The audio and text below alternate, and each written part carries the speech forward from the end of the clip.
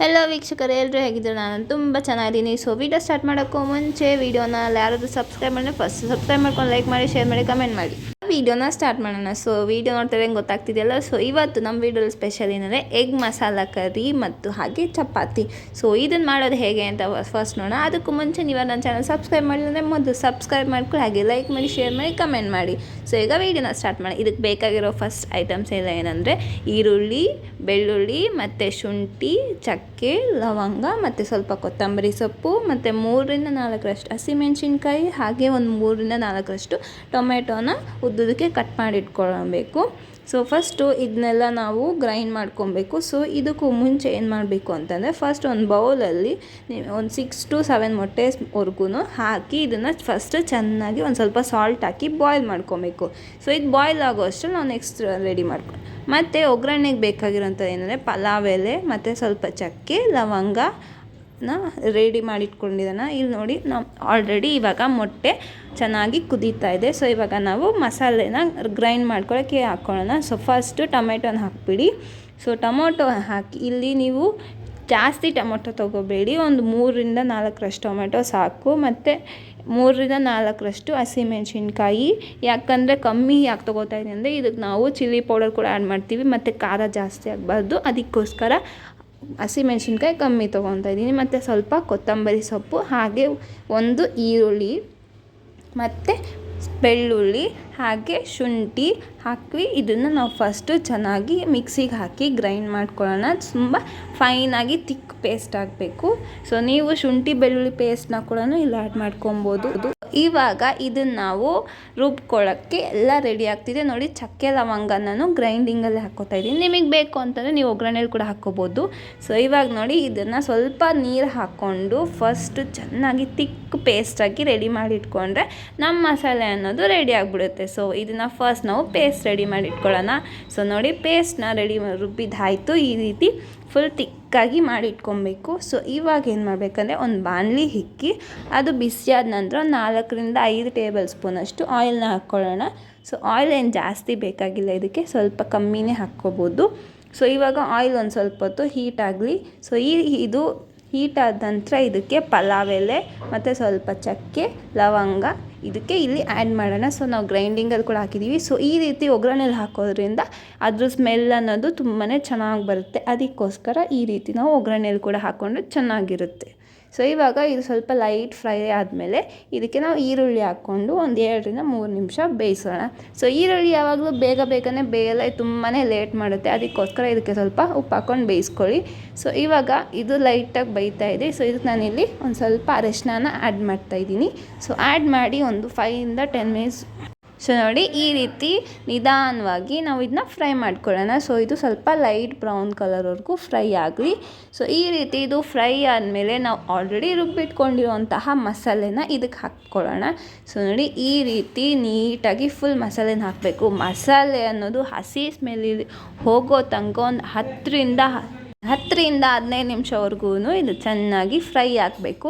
ಯಾಕಂದರೆ ಹಸಿ ವಾಸನೆ ಇರೋದ್ರಿಂದ ನಮಗೆ ಕರಿಗೆ ಅನ್ನೋದು ಟೇಸ್ಟ್ಗೆ ಹೋಗ್ಬಿಡುತ್ತೆ. ಸೊ ಅದಕ್ಕೋಸ್ಕರ ಹಸಿ ಸ್ಮೆಲ್ ಅನ್ನೋದು ಚೆನ್ನಾಗಿ ಹೋಗೋವರೆಗೂ, ಆ ಎಣ್ಣೆ ಅನ್ನೋದು ನಮಗೆ ಆಚೆ ಬಂದಿದೆ ಅಂತ ಅಂದಾಗ ಆವಾಗ ಮಸಾಲೆ ಅನ್ನೋದು ಚೆನ್ನಾಗಿ ಫ್ರೈ ಆಗಿದೆ ಅಂತ ಗೊತ್ತಾಗುತ್ತೆ. ಸೊ ಹಾಗೆ ಮಾಡಿಲ್ಲ ಅಂತಂದರೆ ಏನಾಗುತ್ತೆ ಅಂದರೆ ಹಸಿ ಸ್ಮೆಲ್ ಇರೋದ್ರಲ್ಲಿ ನಾವು ಹಾಗೆ ನೀರು ಹಾಕ್ಬಿಟ್ಟು ಬೇಯಿಸ್ಬಿಟ್ರೆ ಅದು ಕರಿ ಅನ್ನೋದು ಚೆನ್ನಾಗಿರಲ್ಲ. ಅದಕ್ಕೋಸ್ಕರ ಸ್ವಲ್ಪ ಚೆನ್ನಾಗಿ ಇದನ್ನು ನಾವು ಎಣ್ಣೆಯಲ್ಲೇ ಫ್ರೈ ಮಾಡಬೇಕು, ನೀರನ್ನು ಆ್ಯಡ್ ಮಾಡಿದರೆ. ಸೊ ಫ್ರೈ ಆದಮೇಲೆ ಬೇಕಾದ್ರೆ ನಾವು ವಾಟರ್ನ ಆ್ಯಡ್ ಮಾಡ್ಕೊಬೋದು. ಇವಾಗ ಇದಕ್ಕೆ ಸ್ವಲ್ಪ ಮಸಾಲೆನ ಆ್ಯಡ್ ಮಾಡೋಣ. ಸೊ ಫಸ್ಟು ಒಂದು 2 ಟೇಬಲ್ ಸ್ಪೂನಷ್ಟು ಧನಿಯಾ ಪುಡಿನ ಹಾಕ್ಕೊಳ್ಳಿ. ಹಾಗೆ ನಾವು ಖಾರಕ್ಕೆ ಆಲ್ರೆಡಿ ಹಸಿಮೆಣಸಿನ್ಕಾಯಿ ಅನ್ನೋದು ನಾವು 3-4 ರುಬ್ಕೋಬೇಕಾದ್ರೆ ಹಾಕಿದ್ದೀವಿ. ಅದಕ್ಕೋಸ್ಕರ ಇಲ್ಲಿ 1/4 ಟೇಬಲ್ ಸ್ಪೂನ್ ಹಾಕ್ಕೊಳ್ಳೋಣ. ನಿಮಗೆ ಖಾರ ಜಾಸ್ತಿ ಬೇಕಂದರೆ ಒಂದು 2 ಟೇಬಲ್ ಸ್ಪೂನ್ ಹಾಕ್ಕೋಬೋದು. ಮೀಡಿಯಮ್ ಖಾರ ಬೇಕಾದರೆ ನಾನು ತೋರಿಸಿರೋ ಅಷ್ಟು ಕ್ವಾಂಟಿಟಿಲಿ ಮಾಡ್ಕೊಳ್ಳಿ. ಮತ್ತು ಸ್ವಲ್ಪ ಅರಿಶಿನ ಹಾಕ್ಕೊಳ್ಳೋಣ. ಮತ್ತು 1/4 ಟೇಬಲ್ ಸ್ಪೂನಷ್ಟು ಚಿಲ್ಲಿ ಪೌಡರ್ನ ಇಲ್ಲಿ ಆ್ಯಡ್ ಮಾಡಬೇಕು.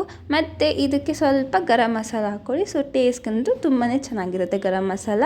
ಸೊ ಒಂದು ಸ್ವಲ್ಪ ಗರಂ ಮಸಾಲನೂ ಕೂಡ ಆ್ಯಡ್ ಮಾಡಿಬಿಟ್ಟು ಇಲ್ಲಿ ಇದನ್ನ ಚೆನ್ನಾಗಿ ಫುಲ್ ಮಿಕ್ಸ್ ಮಾಡಿ, ಮತ್ತು ಇದು ಹಸಿ ವಾಸನೆ ಹೋಗೋವರೆಗೂ ಚೆನ್ನಾಗಿ ಫ್ರೈ ಆಗಬೇಕು.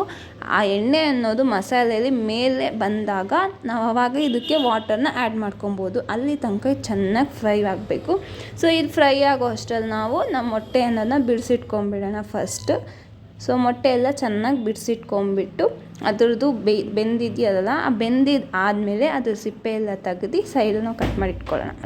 ಇವಾಗ ಇದಕ್ಕೆ ಒಂದು ಸ್ವಲ್ಪ ಮೊಸರನ್ನ ಕೂಡ ಹಾಕ್ಕೋಬೋದು. ಸೊ ಮೊಸರು ಹಾಕೋದ್ರಿಂದ ಕರಿ ಅನ್ನೋದು ಸ್ವಲ್ಪ ತಿಕ್ಕಾಗಿ ಬರುತ್ತೆ. ಅದಕ್ಕೋಸ್ಕರ ಒಂದು 3 to 4 ಟೇಬಲ್ ಸ್ಪೂನಷ್ಟು ಮೊಸರು ಹಾಕೊಳ್ಳೋಣ. ನಿಮಗೆ ಮೊಸರು ಅವೈಲಬಿಲಿಟಿ ಇಲ್ಲ ಅಂತಂದರೆ ಕೊಬ್ಬರಿ ಕೂಡ ಹಾಕ್ಕೋಬೋದು. ಸೊ ಆಪ್ಷನಲ್ಲಾಗಿ ಇವೆರಡಲ್ಲಿ ಯಾವುದಕ್ಕಾದರೂ ಹಾಕೋಬೋದು. ಸೊ ನಾನಿಲ್ಲಿ ಮೊಸರನ್ನ ಆ್ಯಡ್ ಮಾಡ್ತಾಯಿದ್ದೀನಿ. ಸೊ ಈ ರೀತಿ ಹಾಕಿ ಇನ್ನೂ ಅದು ಚೆನ್ನಾಗಿ ಒಂದು 10 ಮಿನಿಟ್ಸ್ವರೆಗೂ ಫ್ರೈ ಆಗಲಿ. ಸೊ ಇದು ಫ್ರೈ ಆದ ನಂತರ ಇದಕ್ಕೆ ನಾವು ವಾಟರ್ನ ಆ್ಯಡ್ ಮಾಡ್ಕೊಬೋದು. ಸೊ ಇದು ನೋಡಿ ಆಲ್ಮೋಸ್ಟ್ ಹತ್ರ ಚೆನ್ನಾಗಿ ಫ್ರೈ ಆಗ್ತಾ ಇದೆ. ಇದಕ್ಕೆ ಸ್ವಲ್ಪ ಉಪ್ಪನ್ನ ಹಾಕ್ಕೊಳ್ಳೋಣ. ಉಪ್ಪನ್ನ ನಾವು ಆಲ್ರೆಡಿ ಫಸ್ಟಲ್ಲಿ ಸ್ವಲ್ಪ ಹಾಕಿದ್ವಿ ಈರುಳ್ಳಿ ಬೇಯಬೇಕಾದ್ರೆ. ಸೊ ಇವಾಗ ನೋಡಿಕೊಂಡು ರುಚಿಗೆ ತಕ್ಕಷ್ಟು ಉಪ್ಪನ್ನ ಆ್ಯಡ್ ಮಾಡ್ಕೊಳ್ಳಿ. ಸೊ ಈ ರೀತಿ ಹಾಕಿದ್ಮೇಲೆ ಒಂದು 5 to 10 ನಿಮಿಷ ಚೆನ್ನಾಗಿ ಫ್ರೈ ಆಗಬೇಕು. ಸೊ ಇದು ಫ್ರೈ ಆದಮೇಲೆ ನಾವು ಇದಕ್ಕೆ ವಾಟರ್ನ ಹಾಕ್ಕೊಬೇಕು. ಸೊ ನೀವು ವಾಟರ್ನ ಕರಿ ಯಾವ ರೀತಿ ಬೇಕು ಅಂತ, ನಿಮಗೆ ತುಂಬ ಗಟ್ಟಿಯಾಗಿ ಬೇಕು ಅಂದರೆ ಸೊ ವಾಟರ್ನ ಕಮ್ಮಿ ಹಾಕ್ಕೊಳ್ಳಿ. ಇಲ್ಲ ನೀರಾಗಿ ಮಾಡ್ಕೊತಿದ್ದೀವಿ ಅಂದರೆ ವಾಟರ್ನ ಜಾಸ್ತಿ ಹಾಕ್ಕೋಬೋದು. ಸೊ ನಾನಿಲ್ಲಿ 1 ಗ್ಲಾಸಷ್ಟು ವಾಟರ್ನ ಹಾಕ್ತಾಯಿದ್ದೀನಿ.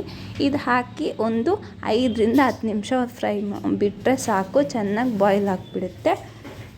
ಸೊ ಇವಾಗ ಇದಕ್ಕೆ ನಾವು ಮೊಟ್ಟೆ ನೋಡಿ ಚೆನ್ನಾಗಿ ಕುದೀತಾ ಇದೆ. ಇವಾಗ ಇದಕ್ಕೆ ಮೊಟ್ಟೆಯನ್ನು ಹಾಫ್ ಕಟ್ ಮಾಡ್ಕೊಂಡಿದ್ವಲ್ಲ ಅದನ್ನು ಇಲ್ಲಿ ಬಿಡೋಣ. ನಿಧಾನಕ್ಕೆ ಬಿಡಿ, ಇಲ್ಲಾಂದರೆ ಫುಲ್ ಎಲ್ಲನೂ ಮೆತ್ತಗೆ ಹಾಕ್ಬಿಟ್ಟು ಸೈಡ್ಸ್ಗೆ ಹೋಗ್ಬಿಡುತ್ತೆ. ಸೊ ಅದಕ್ಕೋಸ್ಕರ ಇಲ್ಲಿ ನಿಧಾನಕ್ಕೆ ಮೊಟ್ಟೆನ ಬಿಡಬೇಕು.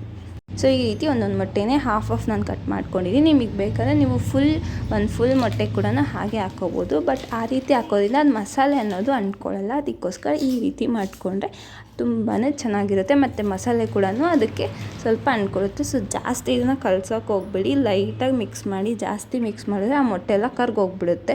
ಸೊ ನಮ್ಮ ಕರ್ರಿ ಅಂತೂ ಹತ್ರ ಬಂತು, ರೆಡಿಯಾಗಿ ಹೋಗ್ತು. ಸೊ ನಾನಿಲ್ಲಿ ಗಾರ್ಲಿಶಿಂಗ್ಗೆ ಕೊತ್ತಂಬರಿ ಸೊಪ್ಪನ್ನ ಹಾಕ್ತಾಯಿದ್ದೀನಿ. ನಮ್ಮ ಕರ್ರಿ ಅನ್ನೋದು ಆಲ್ಮೋಸ್ಟ್ ರೆಡಿ ಆಗಿಬಿಟ್ಟಿದೆ. ಫ್ರಾಗ್ನೆನ್ಸ್ ಅಂತೂ ತುಂಬ ಚೆನ್ನಾಗಿ ಬರ್ತಿದೆ. ನಾನಂತೂ ಯಾವಾಗ ತಿನ್ನೋಣ ಅಂತ ವೆಯ್ಟ್ ಮಾಡ್ತಾ ಇದ್ದೀನಿ. ಸೊ ನೋಡಿ ನಮ್ಮ ಕರ್ರಿಗಂತೂ ಇಂತೂ ರೆಡಿ ಆಗೋಯ್ತು. ಸೊ ಇದಕ್ಕೆ ನಾನು ಇದು ಕರ್ರಿ ಏನಂತಲ್ಲಿ ತಿನ್ನಬೇಕು ಅಂತಂದರೆ ಚಪಾತಿ ರೆಡಿ ಮಾಡಿದ್ದೀನಿ. ಸೊ ಚಪಾತಿ ಜೊತೆ ತಿನ್ನೋಕ್ಕೆ ತುಂಬಾ ಚೆನ್ನಾಗಿರುತ್ತೆ. ಮತ್ತು ಪರೋಟಾಗೂ ಅಷ್ಟೇ ತುಂಬ ಚೆನ್ನಾಗಿರುತ್ತೆ. ನೀವು ಕೂಡ ನಿಮ್ಮ ಮನೇಲಿ ಈ ರೀತಿ ಎಗ್ ಮಸಾಲ ಕರಿನ ರೆಡಿ ಮಾಡಿ ನೋಡಿ, ಮತ್ತು ಹೇಗಿದೆ ಅಂತ ಟೇಸ್ಟ್ ಮಾಡಿ. ಹಾಗೆ ವೀಡಿಯೋಸ್ ಇಷ್ಟ ಆದರೆ ಲೈಕ್ ಮಾಡಿ, ಶೇರ್ ಮಾಡಿ, ಕಮೆಂಟ್ ಮಾಡಿ, ಮತ್ತು ಕರಿನ ರೆಸಿಪಿ ಟ್ರೈ ಮಾಡೋದು ಮರಿಬೇಡಿ. So thanks for watching my video.